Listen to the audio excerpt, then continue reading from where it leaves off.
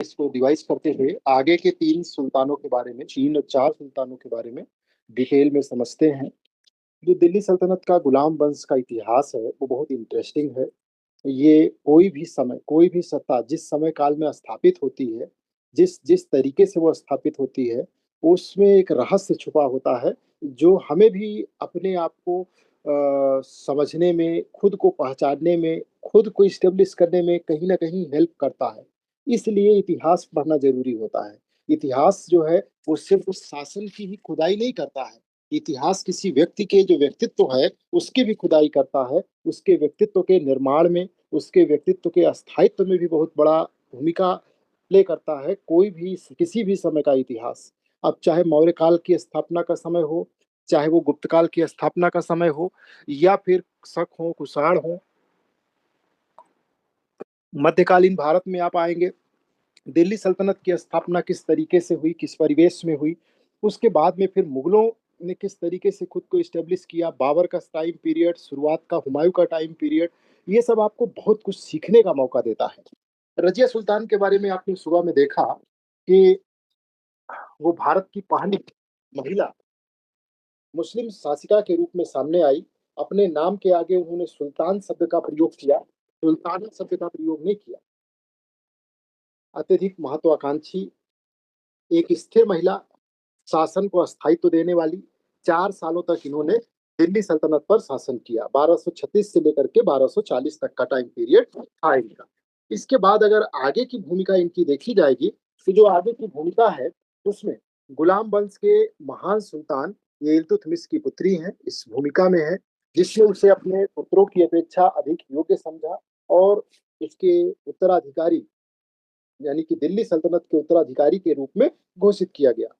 ये निर्णय उस समय के जो कट्टरपंथी समाज थे, जिसको आपने मॉर्निंग में देखा था, उन सब के लिए बिल्कुल असहज था और वो ये नहीं चाहते थे कि एक महिला जो है, वो उन पर शासन करे। जब इल्तुतमिश की मृत्यु हुई, तो कुछ समय के लिए उनका एक बेटा था, रुकनुद्दीन, वो फिरोज, जिसको गद्दी पे बिठाया गया था और बाद में फिर जल्द ही रजिया का राज तिलक हो गया। रजिया ने पुरुष वेशभूषा धारण किया था। दरबार में वो उसी रूप में भाग लेती थी, राज्य के सभी कार्य देखती थी। उसने योग्य अधिकारियों की नियुक्ति किया, न्यायिक व्यवस्था को सुदृढ़ किया, प्रशासनिक दक्षता का परिचय दिया। इन सारी चीजों की वजह से दिल्ली सल्तनत को वो गति मिली, जो गति इल्तुतमिश अपने उत्तराधिकारी के रूप में किसी भी व्यक्ति में देखना चाहते थे। रजिया का शासनकाल कई दृष्टियों से उल्लेखनीय था। उसने स्त्रियों की योग्यता को समाज में स्वीकार करवाने का प्रयास भी किया। उसकी जो सबसे बड़ी चुनौती थी, वो थे सामंत वर्ग और अमीर तुर्कों का जो संगठन था, जिसको चालीसा कहते थे। ये इसमें था क्या, समस्या क्या थी कि ये एक महिला के अधीन रहना ही नहीं चाहते थे, सामंत वर्ग और तुर्की अमीर। रजिया ने मलिक याकूत जैसे जो अफ्रीकी गुलाम थे, उनको उच्च पद पे आसीन किया, जिससे हुआ क्या, दरबारियों में असंतोष पैदा हो गया। उच्च पद क्या था, तो जो पैदल सेना थी, घुड़सवार सेना थी, उसका चीफ नियुक्त किया। 1240 में रजिया को उसके भाई बहराम शाह ने सत्ता से हटा दिया और कुछ ही समय बाद ये लोग भागते हुए कैथल पहुंचे, हरियाणा के कैथल, ये और इनके पति, और वहीं पर फिर इनको पकड़ करके मार दिया गया। उसका शासनकाल अल्पकालिक था, लेकिन रजिया सुल्तान भारतीय इतिहास में साहस, विद्वता और नेतृत्व की मिसाल बन करके उभरी है। तो 1236 से लेकर के 1240 का जो ये कार्यकाल है रजिया सुल्तान का, वो महिलाओं के लिए प्रेरणा का स्रोत है। मध्यकालीन भारतीय समाज में जो जेंडर बेस्ड भेदभाव था, उन सब की चुनौती के रूप में है, उन सबको एक आईना दिखाता है। रजिया का जीवन साहस से, संघर्ष से और असाधारण नेतृत्व क्षमता का प्रतीक है, जिससे इतिहास हमेशा सम्मान के साथ में याद रखेगा। ये था रजिया का सीधा, सरल और अपना एक ऐसा व्यक्तित्व, जिससे उसने पूरे के पूरे दुनिया में एक ऐसी छाप छोड़ी कि दिल्ली जैसे सल्तनत पर में एक महिला अपना शासन करके अपने को किस तरीके से स्थापित कर सकती है। ये है बहराम शाह, जो रजिया सुल्तान के भाई हैं और इन्होंने अपनी बहन को पद से हटवाया। बहराम शाह दिल्ली सल्तनत के गुलाम वंश के एक शासक हैं, जिसने 2 साल का शासन 1240 से 1242 तक किया। रजिया सुल्तान को पद से हटा करके बहराम शाह ने 2 साल का शासन किया है। ये सुल्तान इल्तुतमिश का बेटा है, रजिया का भाई है। और रजिया सुल्तान के बाद गद्दी पे बैठा। रजिया को सत्ता से हटा करके उसे दरबारी तुर्क अमीरों ने दिल्ली का सुल्तान बनाया था। जो 40 अमीरों का संगठन था, उन तुर्क अमीरों ने बैराम शाह को गद्दी की तरफ उन्मुख किया था, रजिया को हटा करके। 2 साल तक ये शासन चला। शाही वंश का सदस्य था, किंतु उसमें शासन की पर्याप्त योग्यता और प्रशासनिक सूझबूझ का अभाव था, और इस वजह से इसका शासनकाल लंबे समय तक नहीं चल सका। उसका शासनकाल अस्थिरता, षड्यंत्र और दरबारी गुटबाजी से भरा हुआ था। वो स्वयं कठपुतली सुल्तान था। कठपुतली होने का मतलब जो जैसा इशारा कर दे, जो जैसा समझा दे, वैसे उसकी बातों में आ जाना। वास्तव में शासन चला कौन रहा था? वही जिसने इसको गद्दी पे बिठाया था, 40 तुर्क अमीरों की परिषद ने, उनके हाथों में चला गया था। इन अमीरों ने रजिया के स्वतंत्र और सक्षम शासन के विरुद्ध षड्यंत्र रचकर बहराम शाह को गद्दी पर बैठाया। लेकिन जब वो बहराम शाह इनके अनुसार काम नहीं कर सका, जैसा ये 40 अमीर सरदार चाहते थे, अमीरों का ग्रुप ये चाहता था, तो ये सब उससे असंतुष्ट हो गए। और असंतुष्ट होने के बाद बैराम शाह ने कुछ आरंभ में साहसी कदम उठाने की कोशिश की, जैसे कुछ शक्तिशाली अमीरों को हटाना, सत्ता अपने हाथ में लेना। लेकिन इससे चहलगानी नाराज हो गई। जो चहलगानी है वो इससे नाराज हो गई, और फिर उसके बाद वही होना था जो सबके साथ हुआ। विरोध के चलते बहराम शाह का शासन लगातार संकटों में घिरता गया। कई प्रांतों में विद्रोह हुए और सुल्तान की शक्ति धीरे धीरे कमजोर पड़ती चली गई, क्योंकि चहलगानी अपने आप में अभी काफी स्ट्रांग है। तो 1242 में इन्हीं चहलगानियों ने, यानी अमीरों ने, बहराम शाह को गद्दी से हटा दिया। बाद में उसकी हत्या कर दी गई। उसका शासनकाल अत्यंत अल्पकालिक और असफल शासक के रूप में रहा।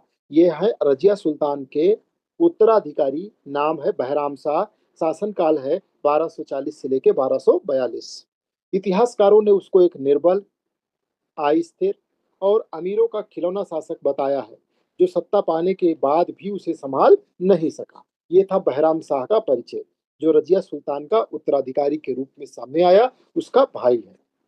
बहराम शाह का शासन इस बात का प्रतीक बन गया कि अगर सुल्तान में आत्मबल, राजनैतिक दूरदर्शिता और प्रशासनिक कौशल का अभाव हो, तो वो केवल नाम मात्र का राजा बनकर के ही रह जाता है, जैसा कि बहराम शाह ने परिचय दिया। क्योंकि इससे पहले इल्तुतमिश का शासन है और उसके बाद रजिया सुल्तान का शासन है, और वो इन चीजों से बाहर थे। लेकिन ये पहला शासक ऐसा था जो कठपुतली शासक के रूप में सामने आ रहा है, दिल्ली सल्तनत का एक थोड़ा ज्यादा समय के लिए। उसका शासन गुलाम वंश के पतन की शुरुआत का संकेत भी था, जिसे बाद में बलबन, क्योंकि ये जो 40 सरदारों का गुट था, ये अगर मजबूती हासिल कर लेता तो ये दिल्ली सल्तनत को बर्बाद कर देता। लेकिन बलबन जैसे सुल्तानों ने फिर उसे मजबूत किया। इस प्रकार बहराम शाह का शासनकाल एक चेतावनी है कि शासक का केवल वंशज होना पर्याप्त नहीं है, उसमें नेतृत्व के गुणों का भाव भी होना चाहिए, उसमें नेतृत्व की शैली भी आनी चाहिए।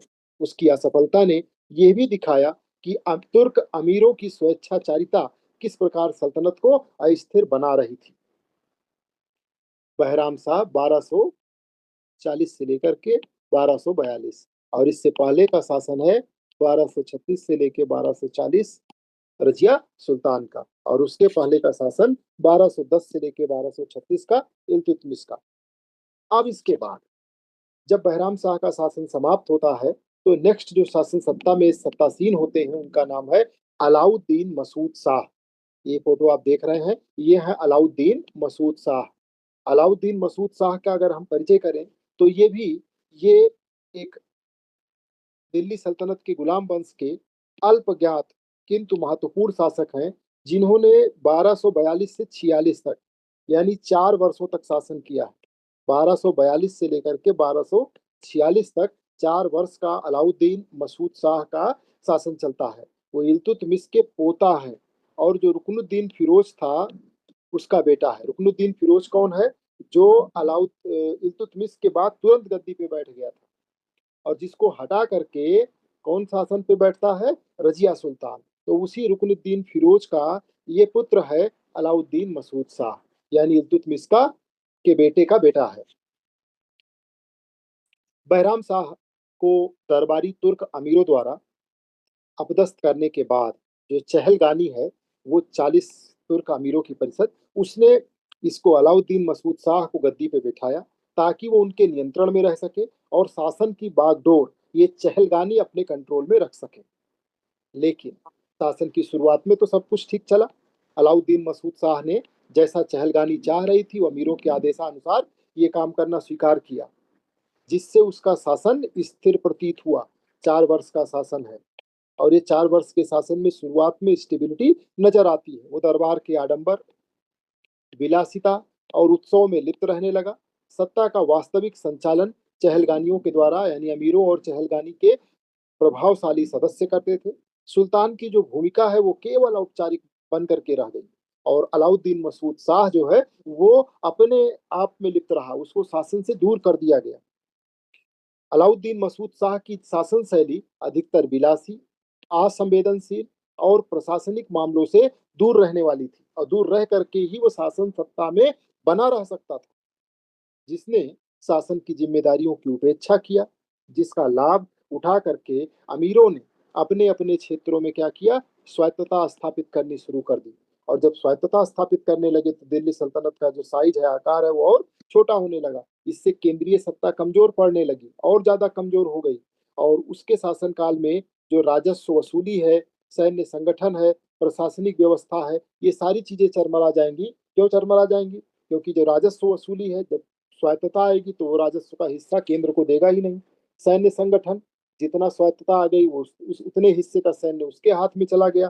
प्रशासनिक व्यवस्था भी उसी रूप में टूटती गई। ये नाम कौन है? अलाउद्दीन मसूद शाह। और फिर हुआ क्या कि अलाउद्दीन मसूद शाह स्वयं विद्रोही प्रवृत्ति का नहीं था, किंतु उसकी निष्क्रियता ने सल्तनत में विद्रोह, अशांति और सत्ता संघर्ष को जन्म दे दिया।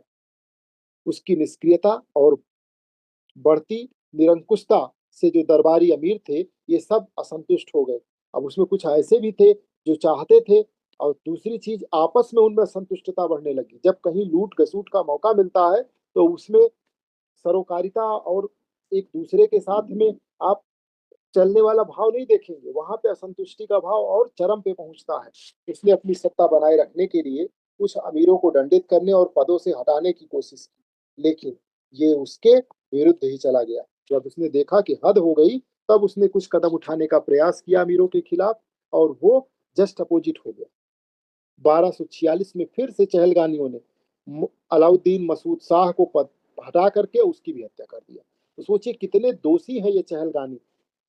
इन चहलगानियों ने रुकनुद्दीन फिरोज को बिठाया, रजिया को पद से हटाया, बहराम शाह को पद से हटाया, मारा, रजिया को मारा। उसके बाद इन्होंने अलाउद्दीन मसूद शाह को भी मार डाला 1246 में। अब उसके बाद उसकी जगह नसरुद्दीन महमूद को सुल्तान घोषित किया गया। नसरुद्दीन महमूद को सुल्तान घोषित किया गया, जो इल्तुतमिश का एक अन्य बेटा था। ये इल्तुतमिश का ही बेटा है नसरुद्दीन महमूद, और बाद में बलबन के सहयोग से शासन करता रहा। बलबन कौन है? बलबन उसी चहलगानी का ही एक सदस्य है, यानी कि जो अमीर है उन्हीं अमीर तुर्कों का में से एक है बलबन। इतिहास में अलाउद्दीन मसूद शाह को एक अयोग्य, विलासी और दरबार के षड्यंत्र में फंसे हुए शासक के रूप में देखा जाता है, क्योंकि इसकी स्थिति ही वो थी कि इसने अपने आप को उस सारी परिस्थितियों से बाहर नहीं निकाल पाया। उसका शासन सर चाल 19 वो क्या कहते हैं 1240 से 42 तक कौन सा था फिर? 40 से 42 बहराम शाह। और सर वो तो इल्तुतमिश के बाद था ना, या कोई और था वो नाम? नहीं, देखिए, 1210 से लेकर के 1236 तक है इल्तुतमिश, 1236 से 40 रजिया, नहीं, और रजिया और इल्तुतमिश के बीच एक और नाम बताया था। हाँ, रुकनुद्दीन फिरोज। रुकनुद्दीन फिरोज। हाँ, ठीक रुकनुद्दीन फिरोज। उसका बेटा था ये अलाउद्दीन मसूद शाह। ठीक है सर। ठीक। Thank you. हाँ, अलाउद्दीन मसूद शाह दिल्ली सल्तनत के उस दौर की अस्थिरता का प्रतीक था जब वास्तविक सत्ता अमीरों के हाथ में थी और सुल्तान नाम मात्र का था। इसीलिए कहा जाता है कि वास्तविक संस्थापक से इल्तुतमिश था। रजिया सुल्तान ने प्रयास किया और बलबन ने वास्तविक रूप दिया। लेकिन आज आप एक और अभी कैरेक्टर के बारे में जानेंगे, जिसको जानने के बाद आपको लगेगा कि इस तरीके का व्यक्तित्व भी हो सकता है, इस तरीके की परिस्थितियां या इस तरीके का व्यवहार या इस तरीके की बॉन्डिंग भी हो सकती है लोगों के बीच में, जो आपको अभी दिखने जा रही है नेक्स्ट शासक के अंदर। जो अलाउद्दीन मसूद शाह है, उसका शासन न केवल व्यक्तिगत विफलता थी, बल्कि ये भी दर्शाता है कि योग्य नेतृत्व के अभाव में सल्तनत कितनी आसानी से विघटन की ओर अग्रसर हो सकती है। ये सब कुछ हुआ और अलाउद्दीन मसूद शाह गुलाम वंश के पतन की दिशा में एक और कदम रखा। बहराम शाह के बाद ये अगला कदम बढ़ गया था दिल्ली सल्तनत का। चूंकि अभी जो जस्ट 1206 में सल्तनत स्थापित हुई है कुतुबुद्दीन ऐबक के द्वारा, और उसका हाल हो गया 1246 तक आते आते 40 साल में ही इस स्थिति में पहुंच गया कि वो पतन की तरफ बढ़ चुकी थी। अब बात आती है, इस चेहरे को ध्यान से देखिएगा, नाम है इनका नसरुद्दीन महमूद शाह। इस व्यक्ति पर आपको एक अलग सा लगाव पैदा होगा। इसका नाम है नसरुद्दीन महमूद शाह। एक शानदार व्यक्तित्व, एक शानदार तरीके का शासक, एक ऐसा व्यक्तित्व जिसने दिल्ली सल्तनत को अस्थायित्व देने का भरपूर प्रयास किया, जबकि परिस्थितियां इसके अनुकूल थी नहीं थी, या ये योग्य था या नहीं था। उस सबके बावजूद भी दिल्ली सल्तनत को एक नई ऊंचाई देने में नसरुद्दीन महमूद शाह ने महत्वपूर्ण भूमिका निभाई है। इनका जो शासन है वो 1246 से स्टार्ट होता है और 1265 तक, यानी कि इल्तुतमिश के बाद कोई 20 वर्ष का शासन लगभग मिल रहा है।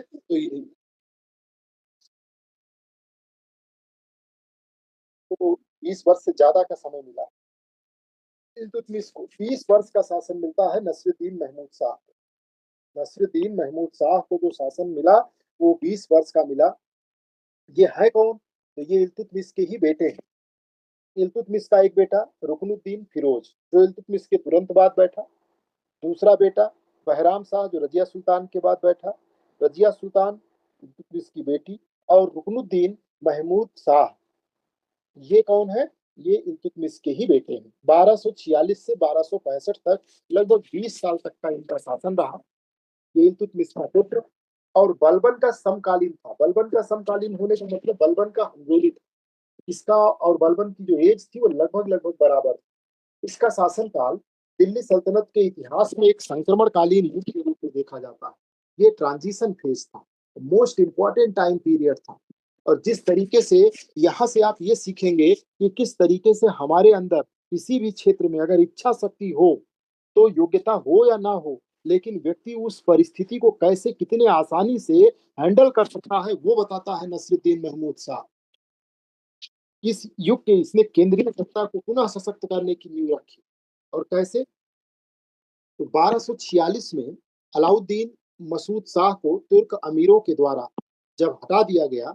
अलाउद्दीन मसूद शाह ये कौन है? रुकनुद्दीन के बेटे हैं, यानी इल्तुतमिश का ये पोता है। इसको हटाया गया किसके द्वारा? 40 अमीरों के सरदारों के द्वारा। जब इसको हटा दिया गया चहलगानियों के द्वारा, तो नसरुद्दीन महमूद को गद्दी पर बैठाया गया। नसरुद्दीन महमूद शाह को गद्दी पर बैठाया गया। उस समय वो धार्मिक प्रवृत्ति का एक सौम्य युवक था, जो राजनीतिक सत्ता की अपेक्षा धार्मिक जीवन में रुचि रखता था, सरल स्वभाव का था और शासन के प्रत्यक्ष कार्यों में अधिक रुचि नहीं लेता था। ये था नसरुद्दीन महमूद शाह का बिल्कुल साधारण सा परिचय। सौम्य युवक है, राजनीतिक सत्ता की अपेक्षा धार्मिक जीवन में ज्यादा रुचि लेता है, चहलगानियों के द्वारा इनको गद्दी पे बिठाया गया, स्वभाव बहुत सरल है, शासन के कार्यों में कोई रुचि नहीं है। नसरुद्दीन महमूद का शासनकाल वस्तुतः एक नाम मात्र का शासनकाल था। वास्तविक सत्ता उसके प्रधानमंत्री नायब मुल्क, बार बार पूछा जाता है नायब मुल्क कौन है, मैंने आपको क्वेश्चन में भी कराया था, प्रधानमंत्री। और किसके हाथ में है? गयासुद्दीन बलबन। गयासुद्दीन बलबन कौन है? तो जो ये चहलगानी है उसी का एक मेंबर है। और बलबन ने पूरे शासनकाल में न केवल आंतरिक व्यवस्था को सुदृढ़ किया, बल्कि तुर्क अमीरों की मनमानी पर भी नियंत्रण स्थापित किया। कारण क्या है? वो नसरुद्दीन महमूद के समकालीन है, दोनों की ट्यूनिंग अच्छी है, ये राजनीतिक मसलों में ज्यादा रुचि नहीं ले रहा है, हस्तक्षेप नहीं कर रहा है। सारा का सारा काम गयासुद्दीन बलबन को 1246 से ही दे दिया जाता है। और 1246 से लेकर के 1265 तक का जो टाइम पीरियड है, इस टाइम पीरियड में 1265 तक के टाइम पीरियड में एक तरीके से शासन सत्ता गयासुद्दीन बलबन के ही हाथ में है।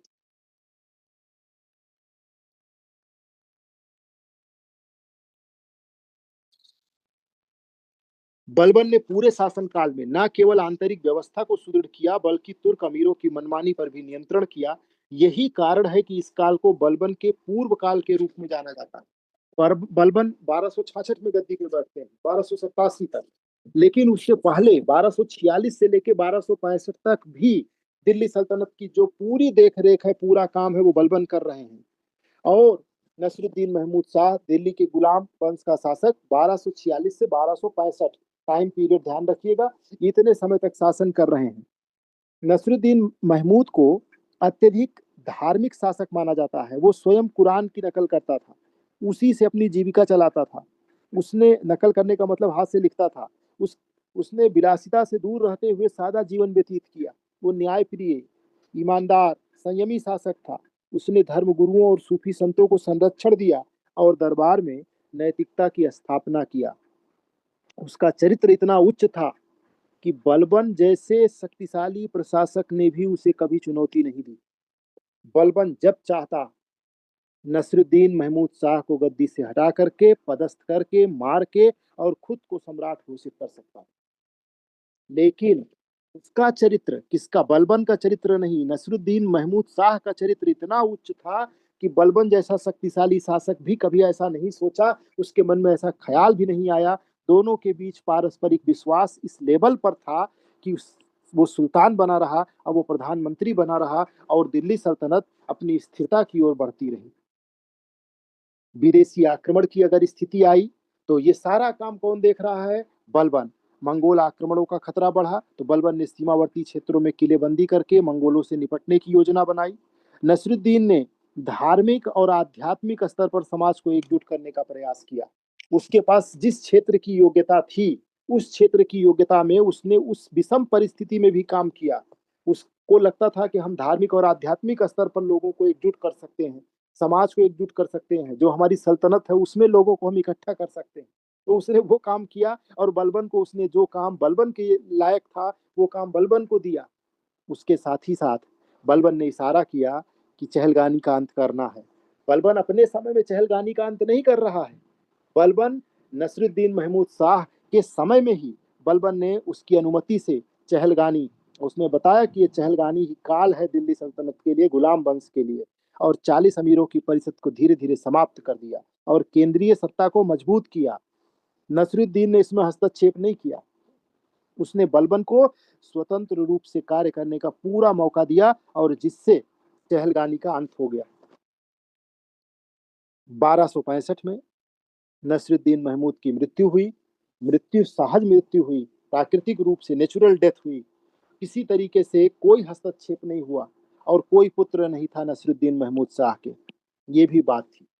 तब बलबन ने स्वयं को सुल्तान घोषित किया और दिल्ली सल्तनत के इतिहास में एक नया युग का प्रारंभ हुआ जिसका नाम है बलबन युग। 1266 से ये टाइम पीरियड स्टार्ट होता है। अगर हम नसरुद्दीन महमूद शाह की बात करें तो वो एक आदर्शवादी है, धार्मिक है, नैतिक मूल्यों में विश्वास रखने वाला शासक है। और जिस व्यक्ति में ये सब चीजें होंगी उसमें एक अलग का तेज होगा, उसमें वो क्षमता होगी जो किसी भी व्यक्ति के हृदय परिवर्तन और उसके हृदय के साथ चलने की क्षमता रखेगा। उसके शासन की जिम्मेदारी बलबन जैसे योग्य प्रशासक को सौंपी गई जिसने सल्तनत को संगठित और शक्तिशाली बनाया। इसी कारण नसरुद्दीन को शासन न करने वाला श्रेष्ठ शासक कहा जाता है, जो कि इसके लिए बेहतरीन टैग दिया गया है दिल्ली सल्तनत में। ये प्रश्न पूछा भी आपसे जाता है कि शासन न करने वाला सर्वश्रेष्ठ शासक कौन था, तो वो था नसरुद्दीन महमूद शाह, जिसने 20 वर्ष तक शासन किया और कोई शासन नहीं किया। 20 वर्ष तक शासन किया, दिल्ली सल्तनत को मजबूत बनाया, लेकिन उसने कोई शासन नहीं किया, शासन करने दिया और जिसमें योग्यता थी उसको उसने उस रूप में खड़ा किया। उसका शासन ये सिद्ध करता है कि कभी-कभी एक सशक्त प्रशासक की छाया में एक धर्मनिष्ठ शासक भी स्थिर और प्रभावी शासन सुनिश्चित कर सकता है। और इस प्रकार से नसरुद्दीन महमूद का शासन गुलाम वंश के पुनरुत्थान, जहां पतन के लिए बहराम शाह और अलाउद्दीन जैसे शासक लगे पड़े थे, वहां इसने पुनरुत्थान की नींव खड़ी कर दी। अगर निष्कर्ष की बात करें तो नसरुद्दीन महमूद शाह के शासनकाल को उसकी ईमानदारी, उसकी नैतिकता, उसकी धार्मिकता के लिए याद किया जाता है। यद्यपि प्रत्यक्ष शासन उसने कभी नहीं किया, परंतु बलबन जैसे योग्य व्यक्ति को समर्थन देकर के उसने सल्तनत को बिखरने से बचाया, उसे सशक्त बनाने की राह पर अग्रसर किया। तो हम उम्मीद करते हैं कि आप नसरुद्दीन महमूद शाह इनको समझ गए होंगे। 1246 से लेकर के और 1265 तक का टाइम पीरियड है इनका। और अब बात करते हैं गियासुद्दीन बलबन की। आप पिक्चर देख सकते हैं, ये है गियासुद्दीन बलबन। चेहरे पे भी आपको वो भाव नजर आएगा कि एक शक्तिशाली व्यक्ति, लेकिन एक इसके पास भी अपना एथिक्स है, अपनी नैतिकता है, अपने अंदर भी एक संयम है, एक कंट्रोल है कि सब कुछ होते हुए भी ये 20 साल पहले दिल्ली का सुल्तान बन सकता था, 1246 में ही शासन सत्ता ले सकता था, और 1246 से लेकर के 1287 तक एक लंबे समय तक शासन कर सकता था गियासुद्दीन बलबन। लेकिन गियासुद्दीन बलबन ने उस गंभीरता का, उस सद्भाव का, अपनी अपनी वफादारी का परिचय दिया है। और दिल्ली सल्तनत के लिए करके अब आपके मन में एक बलबन के लिए जो रिस्पेक्ट डेवलप होगा वो बहुत हाई लेवल का होगा। नसरुद्दीन महमूद शाह अपने आप में उसका व्यक्तित्व तो है ही निराला, लेकिन गियासुद्दीन बलबन भी किसी मामले में पीछे नहीं है। गियासुद्दीन बलबन की अगर बात करें तो 1266 से लेकर के 1287 तक लगभग आप देखेंगे कि 21 साल का टाइम पीरियड इनको मिलता है। दिल्ली सल्तनत के गुलाम वंश का ये 7वां शासक है। वो एक गुलाम से सुल्तान बनने की प्रेरणादायक यात्रा का प्रतीक रहा है। गयासुद्दीन बलबन एक गुलाम था, और बलबन बाद में ये जो चहलगानी था उसमें शामिल हुआ। बलबन का शासन दिल्ली सल्तनत में अस्थायित्व, अनुशासन और शासकीय सुदृढ़ता लाने के लिए प्रसिद्ध है। वो न केवल एक कुशल योद्धा था, बल्कि एक असाधारण प्रशासक, कूटनीतिज्ञ और दूरदर्शी नेता भी था। बलबन ने अपने शासनकाल में तुर्क अमीरों की शक्ति को समाप्त किया। इससे पहले इसने चहलगानी को नष्ट कर दिया था, लेकिन चहलगानियों को नष्ट किया, प्रशासनिक सुधार किया, न्याय व्यवस्था को कठोर बनाया और सल्तनत को मंगोल आक्रमणों से सुरक्षित रखा। ये सब व्यवस्था कब से चल रही है? 1246 से ही। उसका शासन एक प्रकार से राज्य के पवित्रीकरण, डिवाइन किंगशिप, मतलब राज्य को पवित्र करने का एक प्रारंभ था। इस तरीके से जो ये चहलगामियों का जितना उपद्रव मचा हुआ था, जिस तरीके से उन्होंने रजिया को हटाया, बहराम शाह को हटाया, अलाउद्दीन को हटाया, उस सब को अस्थिर करने का प्रयास किया, वो सारी चीजें यहाँ साफ होती नजर आएंगी। बलबन का वास्तविक नाम बहाउद्दीन था। वो एक तुर्क गुलाम था। बचपन में मंगोलों ने पकड़ करके बगदाद के बाजार में बेचारे को बेच दिया था। वहीं से उसको दिल्ली लाया गया, सुल्तान इल्तुतमिश के दरबार में रखा गया, और बाद में फिर इल्तुतमिश द्वारा जो स्थापित शमसी गुलाम समुदाय का वो हिस्सा बना। अपनी बुद्धिमत्ता, सैन्य कौशल और निष्ठा से बलबन धीरे धीरे दरबार में ऊंचे पद पे पहुंचा और जो चहलगानी था उसमें शामिल हो गया। नसरुद्दीन महमूद शाह के शासनकाल 1246 से 66 में बलबन को प्रधानमंत्री का पद मिल गया और वास्तविक सत्ता उसके हाथों में थी। नसरुद्दीन धार्मिक प्रवृत्ति के थे। शासन की बागडोर बलबन ने संभाल करके रखी, और 1266 में जब नसरुद्दीन महमूद की मृत्यु हो गई तो बलबन ने स्वयं को गियासुद्दीन बलबन की उपाधि के साथ, कौन सी उपाधि इन्होंने लिया है? गियासुद्दीन बलबन, इसकी उपाधि के साथ दिल्ली का सुल्तान घोषित किया। उसके शासन में सुल्तान सल्तनत की जो सीमाएं थी कम थी, परंतु शासन बहुत सशक्त और अनुशासन पूर्ण था। आपको मैंने दिखाया था कि गुलाम वंश का मैप गुजरात वगैरह इसके हिस्से में नहीं है, लेकिन जितना था सब सॉलिड था। चहलगानी का बलबन ने सत्ता में आते ही सबसे पहले जो कुछ बचे खुचे चहलगानी के थे उनको समाप्त किया। ये अमीर सुल्तानों को कठपुतली बना करके रखते थे।